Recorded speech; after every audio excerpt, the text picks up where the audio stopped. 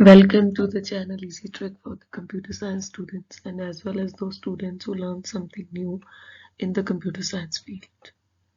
So that particular video tutorial is related with the cloud computing availability under the resources available on your phone and devices on another privacy, and how to secure your device from the cloud computing, how to attack the hackers, prevention from the cybersecurity under the cloud computing.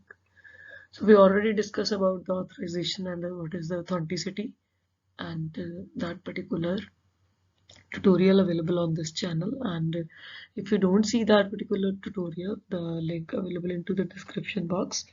Firstly, see that particular tutorial, and after that you will enter into that particular video.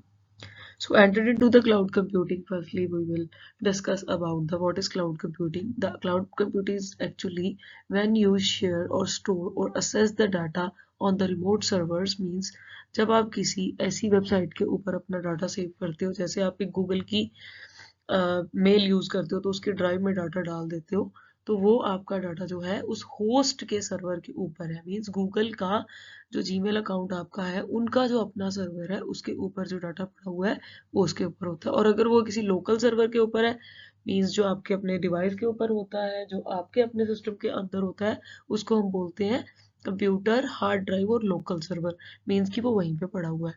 So cloud computing जो है वो internet based computing भी कहलवाते हैं, और technology के अंदर जो है बहुत सारे रिसोर्सेज होते हैं जिससे क्लाउड कंप्यूटिंग का डाटा जो है रिकवर किया जाता है। जैसे आप बैकअप भी ले सकते हो, रिकवरी भी करवा सकते हो। मीन्स अगर क्लाउड के ऊपर आपका डाटा जीमेल अकाउंट में कहीं पड़ा हुआ है, आपका फ़ोन गुम हो गया है, या आप किसी ऐसे एरिया के अंदर जा रहे हो जहाँ पे कोई लैपटॉप आप नहीं लेके जा सकते, तो वहाँ पे आप सिर्फ अपनी मेल का एक्सेस करके ड्राइव से जो है डाटा ले सकते हो। मीन्स अगर ख़राब हो गया है तब भी आप बैकअप उठा सकते हो। बैकअप और रिकवरी तभी पॉसिबल है अगर आपने वो डाटा अपने डिवाइस के अलावा कहीं ऐसे क्लाउड के ऊपर रखा हुआ है कि आप in all over the world, in universe, कहीं पे भी चले जाओ, आपको सिर्फ नेटवर्क आइडेंटिफिकेशन की सर्विसेज इंटरनेट सर्विस प्रोवाइडर से चाहिए। अगर इंटरनेट चल रहा है तो उसके बाद आप अपना डाटा इजीली रिकवर कर सकते हो। So delivery of software on demand होती है कि अगर आपने कोई सॉफ्टवेयर भी उसके ऊपर डाले हुए हैं तो वो भी चल सकते हैं। न्यू एप्लीकेशन जो सर्विसेज होती है वो भी होती है। और streaming and videos and audios, means अगर उसके ऊपर आपने कोई भी क्लाउड के ऊपर चलानी है, नेट के ऊपर चलानी है, तो वो भी इजीली चल जाती है। अंडरस्टैंड करते हैं कि अब ये वर्क कैसे करता है। इसका इंफ्रास्ट्रक्चर जो होता है, सबसे पहले एक remote network server hosted internet के साथ कनेक्ट होना चाहिए, जिसमें स्टोर होंगी चीज़ें, आप मैनेज होंगी।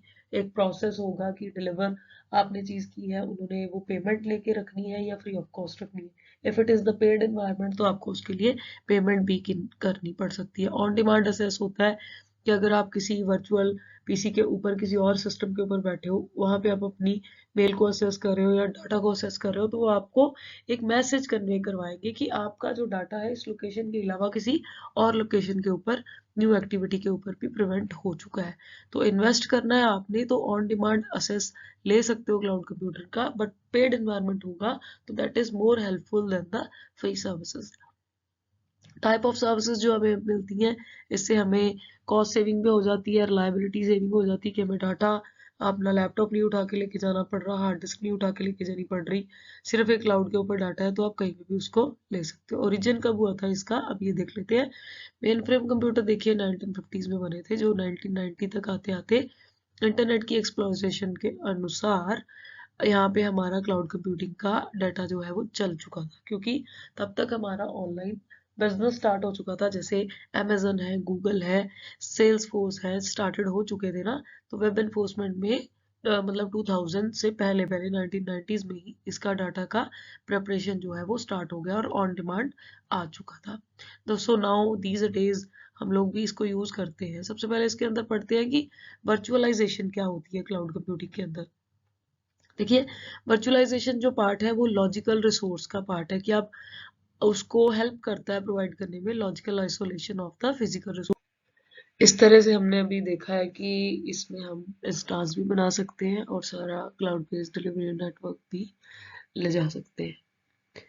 And this is the video tutorial regarding the cloud computing introduction, and the next part will be released very soon.